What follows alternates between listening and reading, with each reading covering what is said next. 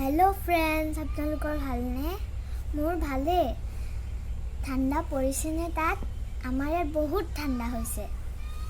মই ৰ'দত বহি এতিয়া কমলা খাইছো ইভাগে মই স্কুল যাওঁতে ৰাতিপুৱা খাব নোৱাৰো যে কাৰণে যেতিয়া আমাৰ স্কুলত ফ্ৰুটছ ব্ৰেকো হয় তেতিয়া মায়ে মোক কমলা দি পঠায় তেতিয়া মই তাত কমলা খাওঁ আমাৰ উইন্টাৰ ভেকেশন সেইকাৰণে জানুৱাৰী 2 তাৰিখলৈকে আমাৰ উইন্টাৰ ভেকেশন সেইকাৰণে মই ৰাতিপুৱা বহি কমলা খাইছো আপোনালোকে কমলা খাইছে নাই বাৰু আপোনালোকেও কমলা খাব কমলা খালে স্কিন ভাল হয় চুলি দীঘল হয় আপোনালোকেও কমলা খাব যিমান পাৰে